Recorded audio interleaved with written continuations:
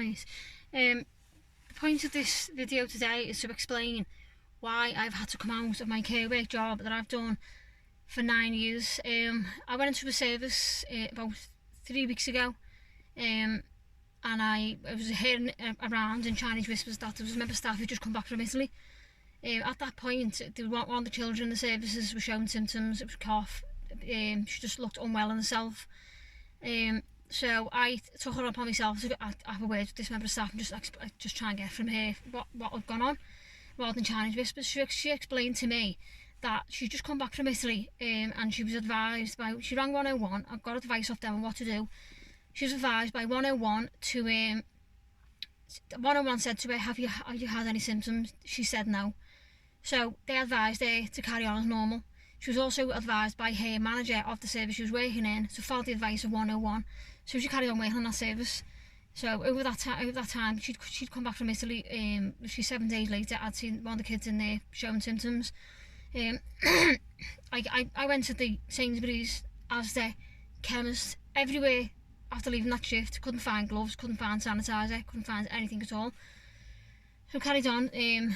Done my next shift the next night, because I wasn't really fully aware of the extent of the situation at that point. So I carried on, done my next shift the next night. That night, the child there was coughing again all through the night, which was unusual. But so at the end of the shift, I spoke to the manager in that service and said to him, "You don't understand this child showing the symptoms. What is there any action you can take?" He didn't really. I don't think he knew himself what to do, because there's no protection. So I left that service, and then basically, long story short, I've had to come out of services I've been working in for years on agency. I can go from a prison to old age pensioners care home to children's services, disabilities, to support adults in disabilities. I can go to all these different services, one after the other, over a 7-day period. Sometimes, if I do day shifts, I can do split shifts, so I can do in 2 different services in one day as well, so bear that in mind. I've been working nights recently, but I'm just telling you what I could be doing if I wanted to, or what other agency staff are going to will be doing without protection. So I rang my agency and I said to them, I can't get protection anywhere, I can't even get a bottle of sanitizer. They advised me that they had no equipment, they haven't been supplied anything by anyone higher than themselves on a massive scale to supply staff. So I ended that call, and I just was struggling with my mind on what to do next, because it's obviously my job. I don't want to leave them at a time when they needed me most. But then I had two choices in front of me: carry on working, risk getting this virus, and then having to stay away from family because I'm worried about it, or leave me work, protect my family, protect my own health. I obviously can't protect it completely, because I still got to go into like shopping areas and things like that. Come out of work and lose my job. The car I'm sitting in now, I don't know whether I'm going to be keeping this car, because I've lost my job and everything's gone downhill from that point on. I'm sort of trying to keep it together, but I don't know what's happening from one day to the next, to be honest with you.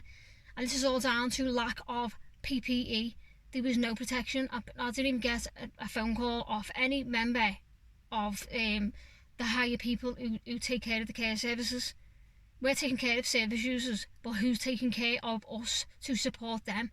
If I'm going from one service to the next, and I've got to look staff in the eye knowing I've been in a service where there's someone potentially showing symptoms, and I'm supposed to carry on, and not say it on, or tell them, and then I'm basically losing my mind with the choices that were put upon me. And I was getting no guidance, no advice on what to do or how to approach the situation. I'd gone from one supermarket to the next, from one chemist to the next, from Southport to Anfield. Sometimes I work in Runcorn. I worked in different locations, and I was trying all different Asdas and stuff like that. And at that time, it was just dry. Everyone had gone in and stockpiled them. It was gone. There was nothing at all for carers. There was nowhere for carers to go to get supplies. So I had to make the decision of ringing my agency, and it cancelled. I think it was 5 to 6 shifts, £500 to £600 worth of shifts I had to cancel. I was approached with the feedback of, well, I'm letting them down, and I knew I was letting them down, but I had no choice. And I've built up a reputation in my care services in the services I've worked in over 9 years, and I've got a good reputation for going into services, turning up on time, never cancelling shifts. I've built that reputation up, and I've built up that trust. Within a split second like that, it was gone. It was gone. Because my life was in my hands, and I explained this at I was upset on the phone. I took come out of a shift and I was crying my eyes out, feeling guilt-ridden that I can't continue with what I was doing, because I was going from one service to the next. And even if I stayed in one service, there's still staff coming and going. Agencies, who I don't know where they've been, what they're doing, or anything like that. No one's wearing gloves or supplied with. Like, don't get me wrong, the service I'm going in, they have gloves and they have sanitizer there. But if I go in a service that haven't got them supplies, then I'm stuck. I've got to be in that service all night. The last shift I took a bed sheet. When I cancelled my 6 shifts, the agency turned around and said to me, "Okay, Lisa, we understand now what you're saying and how serious you are." And she said, "Can you at least do the last shift tonight then, so you don't leave us completely in dire straits?" So I struggled with my mind again. I said, "Well, okay, I'll do this one last shift just so it'll help them out a little bit." So that night I went into the shift. I wore a ski suit. I took a bed sheet in with me. Before I even got in the shift, I was just I didn't even want to go in. I went into the shift, put gloves on. I put the bed sheet over the couch, and I sat on that couch, on that bed sheet, all night on my shift. Normally, I'll walk around in the shift. I'll go in the kitchen, I'll make a cup of tea, I'll take my shoes off, put my feet up, and I'll relax. The only time I moved from that couch was to check on the service users. And I felt numb with fear. I felt like I was surrounded by this virus and I had no protection at all. I left that shift. The bed sheet I had got put in the wash. I stripped all my clothes off, put everything in the wash, got in the bath and washed my hair. So 3 weeks later, lucky enough, I've not shown any symptoms. I'm fit and well. But if I had carried on doing what I was doing, I can tell you now, I would not be fit and well at this point. Or one of my family members would have picked it up. I'm living with my son. He could have picked it up off me. Something might have happened to him. And these are the choices that we're being given. Carry on with work, risk your family's health, come out of work and live with the guilt. The guilt I am carrying now, I shouldn't be having to carry it. I'm hanging my head in shame that I've had to leave services and let them down at the time they needed me most. This job I'm talking about, I've loved it, I've adored it. But I was come to the point where I was leaving care services anyway. I was going into my hairdressing and into my music direction. But I wanted to do that in my own time, when I've let everyone know what I'm doing, and I can say to people who've got to know. I wanted to do it that way. I didn't want to do it like this. But because of the way the situation is and the virus is getting plastered all over the news, we're getting told what the risk is, but we're not given any equipment to deal with it. And expected to carry on going into work. And especially on agency. Especially if you're in a service where it's the same staff. It's actually the same problem because they've got families. They're going home. They don't know where the boyfriend's been that day or where the kids have been that day. Then they're coming back into work. It's not right. In my eyes, I've risk assessed the whole situation. I was working out in this situation, and in my eyes, I've risk assessed it. And what it would take to protect myself and others would be footwear, full body suit, paper suit, disposable, hand gloves, hand sanitizer, face mask, hair net. I couldn't even get a bottle of sanitizer, and I had this knowledge in my head of what I needed. I'd risk assessed the whole situation, and I'd researched the virus, and I was getting quite clued up with what was going on. And that's when it comes to the point I'd ended my shifts. I thought the risk outweighs the benefits here now. I'm not benefiting myself or anyone else. I'm passing this around to every service I'm going in. If on the first shift, I come in contact with that staff who just come back from Italy. I was aware I could be a carrier. So I'm going around and looking at staff in the eye and knowing I could be carrying that around, and I've had to carry that with me. But I can't. I'm not the kind of person who carries stuff. I'm telling staff, oh this, and then they're looking at me thinking, well, why are you still working? Like that girl who just come back from Italy, there was staff in the services who were saying to her, why are you still working? Why are you not in quarantine? These are the questions she was getting faced with. She was getting them made to feel like she was doing something really bad but she's been advised by 101 and her service manager to carry on as normal unless you show symptoms. We're all aware you don't need symptoms for this virus to be on you. You can pass it around just by speaking to someone.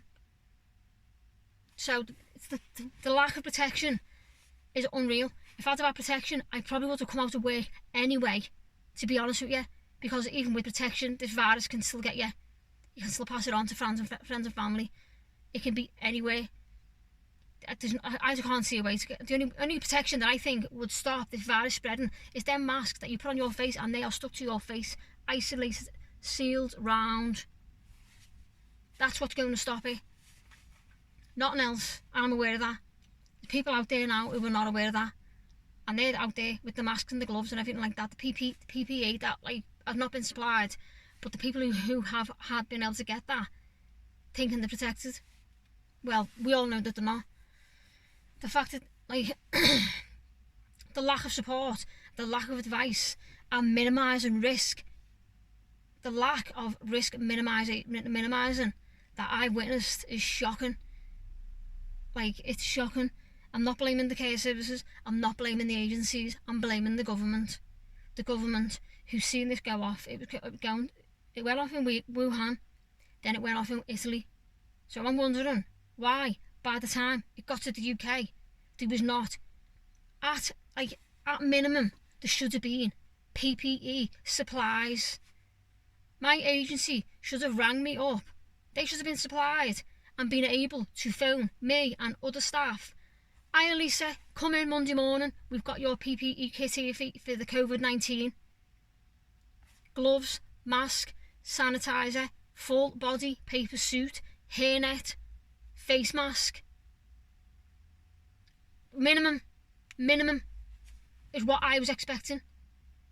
The fact that I had to ring my agency and they could not supply me with what I needed is just it's shocking. It shocked me to the core. And I've worked in care work 9 years and I've seen some things and I've witnessed some things, but this has shocked me above everything I've seen. I've been in situations from nursing homes to prisons, disability, challenging situations. I've sat in services numb with fear for 12 hours straight. And I've never felt so scared as I felt when I was faced with the research I looked for on this COVID-19. And then the fear of knowing there's no protection. If I can't get protection with the education I've got and the front to go and ask for it, what hope have other people got who are not educated and who trust the government to keep them safe? So I'm just going to get, that's my little point on it, and that's how I feel, and I feel devastated. I've had to come out to work. I could be potentially losing my car. I could be losing my home. I don't know what I'm going to do for food. I've had to go on benefits. I've not been on benefits for 9-10 years. It's completely changed my whole life because of lack of PPE. The animating out there, you put the telly on and it's out there. There's plenty of PPE. There's not at all. If there was plenty of PPE, people who know me know for a fact I would have cracked on with this. But maybe it wouldn't have, as well, as I'm saying, because it's COVID-19. Coronavirus. What PPE? Really? Full body suit, gloves, mask, full sealed mask. Sealed, because it comes out through your breath. So if you're walking around with that mask on and the COVID-19 comes in through the sides, you're still getting it. You're still passing it round. That's it's against the law. If I was to walk, into a service with I was doing it. Walking into services with a deadly virus potentially on me, and I'm putting service users at risk. I'm breaking the law, and that's why I left work. But we're expected to do that. But when you go into training and you're given all the training and stuff like that, you're told to keep your service users and yourself safe. But that's all flipped on its head now, because how can we do that? The only choice I could make that I felt was right and legal was to not work anymore. I couldn't face it if I'd gone into a service and I found out the next week someone had passed away, knowing where I'd just been. And I could have potentially passed that on to them. Or But if I go home and my son gets it, it's not right. It's supposed to be minimising the risk. And from my opinion now, you can, like, the thought of, let's say, minimise the risk now is out the window. We need to be damage limitation is what it is now. You've got to limit the damage now because it's here, it's in. That one person 4 weeks ago was advised by 101 to carry on as normal. So how many more have been advised to do that? I was walking around, going from different places with this knowledge in my head, thinking, how many more people have just come back from Italy who've been advised to carry on as normal?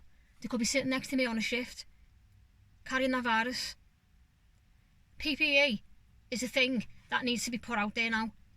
It might not be doing much, but it'll minimise to the best of its ability. It's going to limit, maybe, potentially save lives. At least, like, let's save one life. If it saves one life, it's one life that's carrying on living, isn't it? Rather than, like, just, let's, like, put out there that we're doing all we can when we're not. We're not. If we're doing all we can, it wouldn't have got to this level. It would have been stopped before it even got to the country. It would have been stopped when it started leaving Wuhan. It would have been locked down. But no, it's been left to run riot. And then we got told, carry on. But in my training, I've been told to keep myself and service users safe at all times, no matter what. So that's what I've done. I'm not carrying it around, passing it on to service users who are doing no wrong. They don't know any different. They don't understand what's going on. They've got no choices to keep themselves out of it. I'm going into that service to support them, to keep them alive, to get them the dinner, to give them all their activities, whatever they do, to give them a quality of life, not to take their life away from them. That's not my job description. My job description is to keep service users safe and staff safe. How can I keep them safe if I'm carrying a virus around with me? That's deadly. I can't look people in the eye and do that. This is why I've had to leave my job. And I'm carrying guilt for that. 9 years in care work, and I've loved it. I can't say I haven't. I have absolutely loved my job. You ask any member of staff who I've worked with in the past, or any service user, like, do you know how it is? But I was coming to the end of the line with my care work anyway, and I was taking steps. Literally about 2 months ago, a couple of months ago, I started getting back into hairdressing and doing my music more, thinking that I'm going to change my path now and change my direction. But I've had to cut it short before I wanted to. I wanted to end it on a good note and thank everyone for what they've done for me. Because care work turned my life around. From benefits, I went from benefits to working with care work. It's given me so much. And the fact I've had to leave the way I have, it's just been soul destroying. Absolutely soul destroying. And I was thinking in the future, maybe a break from care work, I'll go to my hairdressing, and I might be able to go back into care work down the line. I might want to go back for the love of the job. It might come back again. But I don't even think I'll be able to face the people anymore because I've just left them. I don't feel like I'll be able to go back into care work now. Because I'm carrying this feeling of, if I go back into care work now, I feel like they're going to look at me and go, well, you weren't here when we needed you. That's how I feel. And that's how it is. I weren't there when they needed me most. Because I had no protection. I've had no advice. No one's phoned me up and said, Lisa, COVID-19's here. Here's the plan. Nothing at all. Just left out there to make my own choices. And thank God I'm quite educated and my head's quite screwed on. I know where to look for information and stuff like that. Like, half the information I've got, I could be wrong, but where'd you go to ask? Everyone's saying different things. So I've just come out of it. So I'm going to end it there. Just putting out there that there's not enough PPE. For the people who are still working out there now, respect to them. But please supply them with what they need so they can carry on. And let's make these deaths limit. Let's limit the situation now. Damage limitation is what we now need to be working on. We can't stop the risk now. Can't even minimise the risk because it's out there. Damage limitation is what we're looking at now. So I just want to say thanks for listening to my opinion on this and how it affected me personally. It's affected my whole family. My whole life's been affected in bad ways, but it's also in other ways it's affected me I'm bringing good out of it as well, because I'm just thinking to myself, I'm just going to start my new path, which I was starting anyway. It's just sad that I've had to start it in the way I have. It's not pushed me up and give me a boost. It's made it hard for me to move up, because I've come from the bottom. Whereas if I've been able to cut my work in a nice way, I'd have moved on with a smile on my face, and I'd have felt proud. I don't feel pride now, and I should feel pride. I should. For the work I've done for 9 years, I should feel proud of myself. But I've had to end it on this note, and it's left me with a bitter taste. So that's my opinion on it, and that's how it's affecting people's lives. And I know I'm not the only person feeling like this, even though I feel like I am. I feel like I'm the only person feeling like this. But I know I'm not. There's people out there saying the same thing, who looked on my Facebook and stuff like that. Guilt's a big part of this. That could have been prevented if we'd have had the right support, the right PPE, the right supplies, the right advice. So this has gone on a bit longer than what I intended it to, but I'm trying to get my point across. And thanks for listening. So thanks for taking the time to listen to this, because it's one person's voice. I'm one person, but I'm one person who won't be like, I'm going to be saying this to people, whoever I speak to, as I have been doing. I was saying it in care services, which is another reason why I've left, because I thought they're there trying to carry on, and I'm there. I'm sorry, I meant to swear then, but they're there trying to carry on, and I'm there putting all this out there. It's not helping them, is it? But in another way it was, because it's educating them, and I felt guilty not telling them what I know, what I've learned, and what my opinion is on it, and my risk assessment. People who are not as educated on it might not know. They might think they're safe when they're not. They're not safe. There's no protection. No protection. When I'm walking into a service, I should be walking in with full head to toe PPE on. When I walk out, I take that off. That goes in the bin. Then I can go home, and that's completely minimised the risk. If I'm walking into a service with my normal clothes on, no sanitizer, no gloves, no masks, no nothing, no hairnet, I'm walking around that service all night, and I'm coming out that service, and then I'm going home. Then the next night I'm in a different service again, doing the same thing. It's not on. That's not like support for support workers who are supporting vulnerable adults and children who are relying on them staff.